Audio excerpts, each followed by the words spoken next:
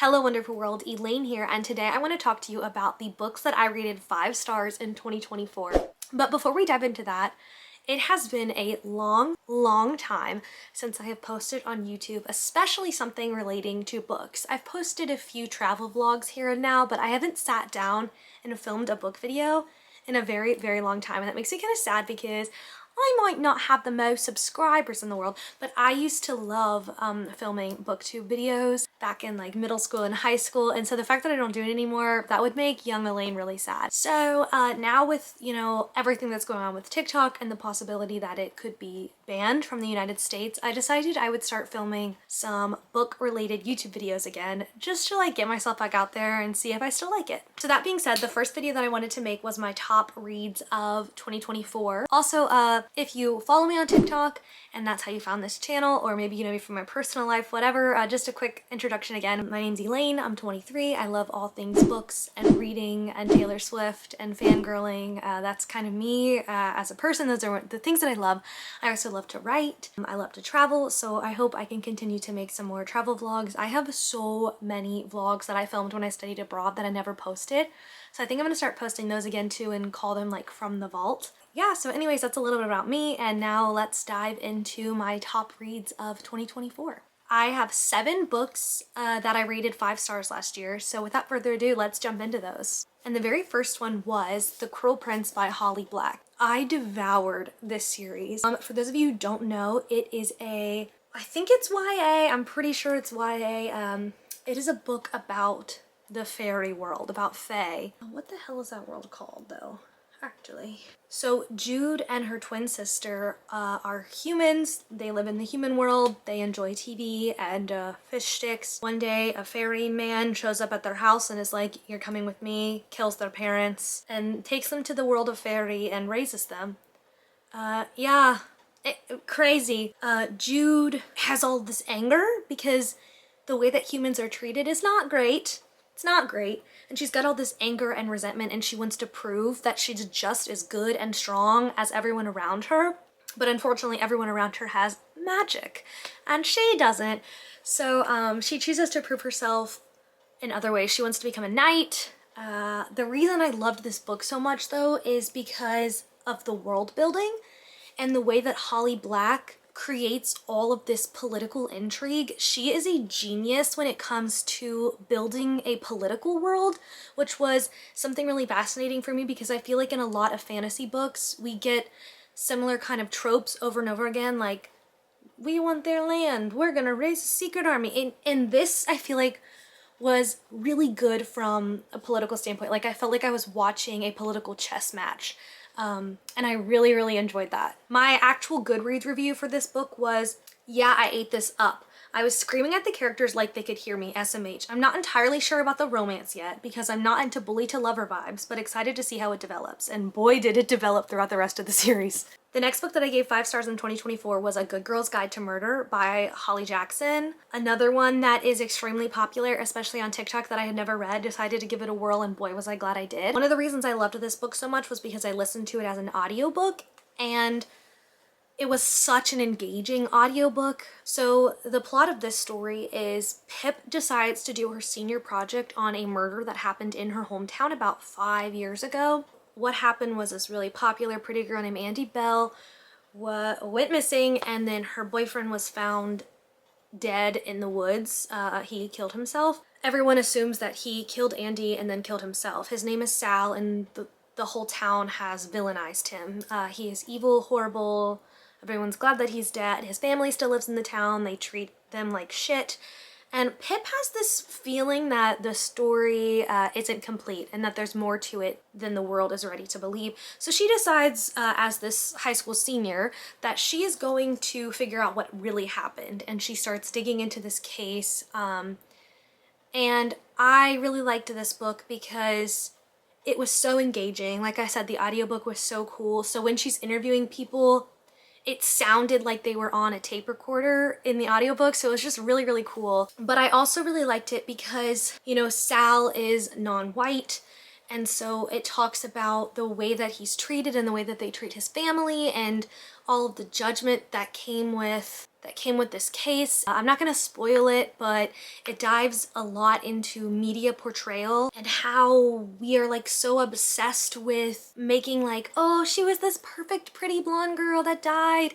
And there are so many times where we as a society really easily choose, oh, pretty white girl, she must have been like amazing, perfect, and deserved to die, and then her non-white boyfriend, evil killer. And so from a person who studied communication and media, I found it really, really interesting to see kind of this play out through a young adult novel. But yeah, it was so, so good. And my Goodreads review for that one was just, yeah, I ate this up. Okay, I also gave Ghosts by Dolly Alderton 5 stars last year. I think this was probably in my top 2 reads of the whole year. I don't really know how to describe it other than saying it's about this woman named Nina who was in her early 30s and she's still trying to figure shit out. And all of her friends are in very different stages. So she's got one friend with a kid who's married, and that friend is always like, you'll understand once you're like me. Like, I can't wait for you to join me in this stage of life. But Nina's like, what if I don't want that stage of life? And then her dad is also struggling with a memory disorder. I think he has dementia. So she's taking care of an aging parent. And she's got another friend who just desperately wants to be married and is going on all these horrible dates and is making her go out to bars and clubs. And she's just navigating being in her early 30s and being a woman. And I loved it so much because, you know, I have friends who are in relationships. I am not. I'm a single girly. And I have friends who are like, you'll like understand once you're like us.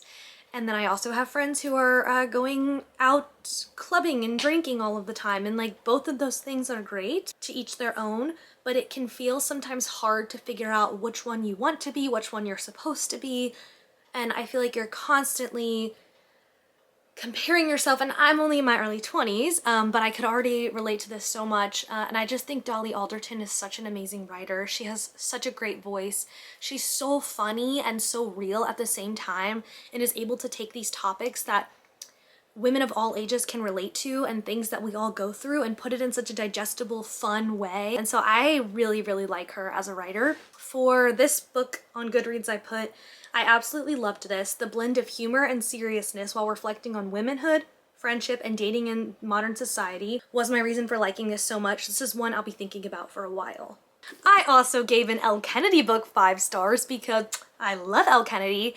I gave Girl Abroad 5 stars. You know what? This might not be for everyone. Some of you are probably like, girl, what? I don't care. My Goodreads review for this book was simply, if I could trade lives with anyone, I would pick this bitch. She is living my dream. The main character, Abby, she decides to study abroad in London for a semester. Her dad is like an ex-rocker. Think like Aerosmith vibes. That's what I was thinking. But he's like this awesome ex-rocker, and he's always been kind of a little overbearing and protective because, you know, he's got all these crazy stories and he knows what the press and the world is like. So he's always been a little overprotective. And he's got all these amazing, cool stories about his adventures because, you know, he was a rock and roll guy. How could you not have all these stories? And Abby loves her dad and loves hearing about the stories, but she's ready to make her own stories. So she goes to London and she finds herself in a love triangle, as one does. You know, it just happens. And so it's really fun. I had a lot of fun with this, and I love how there's so much more than just the love triangle. She's got this whole relationship with her dad, and she's doing a school project, and she's trying to find herself. And it was so fun. And you know what? 5 stars. Best romance book I read this year. I'll say it. Okay, I gave A Court of Mist and Fury by Sarah J Maas 5 stars.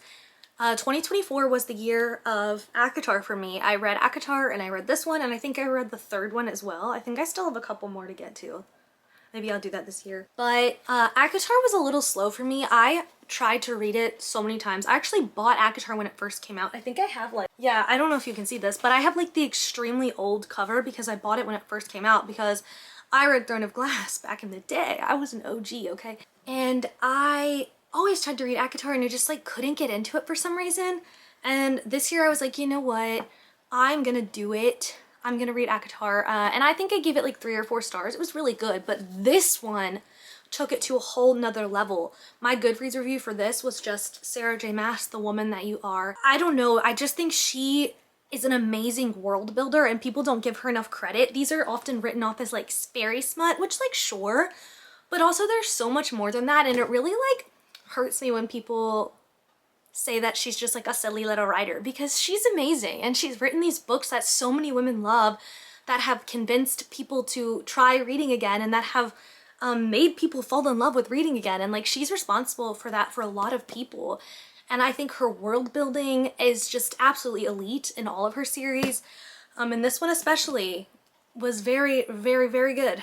Okay, I think that this was also one of my top books of the year, probably top 3. And that is The House on the Cerulean Sea by TJ Klune. Oh my gosh, if A Warm Hug was a book, it would be this one. If you haven't read this book, you should, 100%.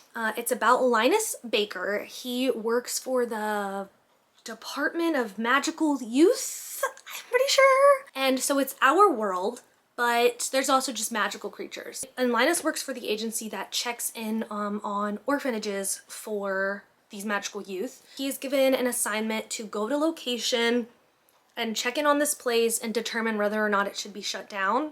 And when he gets there, there are these 6 children living there that are just absolutely amazing. What I loved so much about this book is that each character has their own story, their own personality, their own voice, and you can see them all so clearly. And the character development and the character relationships in this story are just beautifully written. It is a story about found family, queer love, self-acceptance, and being loud and proud in a world of bigotry. And I just had a great time with this book, and I was smiling, giggling, kicking my feet the whole time. And the very last book that I rated 5 stars was The Wedding People by Alison Espak. This is probably one of my top books of the year. If it's not number 1, it's pretty close. It's tied with Ghosts. The Wedding People, it's weird because when I saw the cover, I had absolutely no idea what it was about. I just heard people talking about it and I was like, I'm gonna read it. I picked it up and the cover is like an ocean and there's somebody holding a champagne glass and it just looks so like cutesy. And I'm like, okay, maybe it's like a romance. Very first chapter, this woman, Phoebe, she's like, I have always wanted to go to this one hotel. It is a really, really cool hotel. So she books a room to kill herself. She is going to go to this hotel, she's going to have a nice meal, she's going to take a bath, and then she's going to kill herself. And when she gets there, she realizes that a whole ass wedding is going on.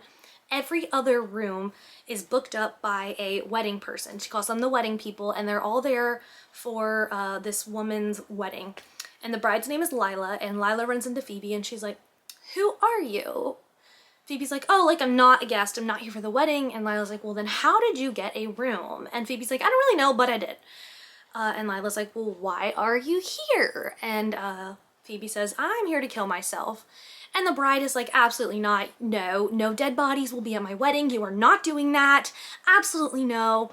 And they kind of form an unlikely bond. And the wedding is about a week long. Phoebe gets sucked into the wedding. Her and Lila form this like really awesome bond because Lila is somebody else around her family. But when she's with this random woman, they can be totally, completely honest because they have no idea who the other one is.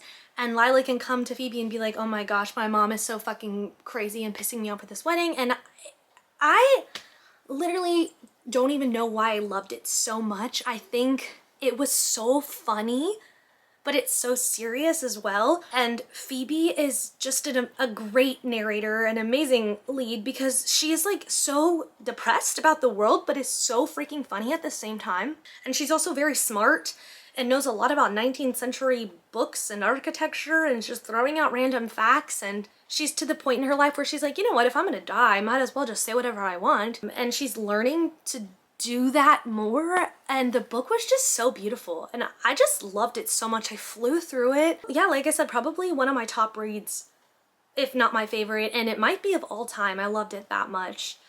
I think the writing was amazing. Again, it's like Dolly Alderton where it's this blend of humor and seriousness that just create this amazing story that you could relate to and laugh at and cry at. And I just really, really, really liked it. My foot is falling asleep. Okay, yeah, so those are the 7 books that I gave 5 stars. I think my top ones, if I had to pick, would be The Wedding People and Ghosts, but I loved all of them. I feel like I had a good diverse range from like fantasy to romance to like literary fiction. I want to try to diversify even more this year, especially with like author type, but yeah, anyways, you should let me know in the comments what your favorite book of 2024 was. If you're from TikTok and you're following me because TikTok might get taken down, welcome. Glad to connect here. I hope to stick around and post more again. Keep a lookout for my From the Vault vlogs that are from the year 2022. So I'm not, might not be the same girly, but like I'm the same girly, you know? So anyways, I hope you're having a great day wherever you are. And thank you so much for watching and sharing this new journey with me.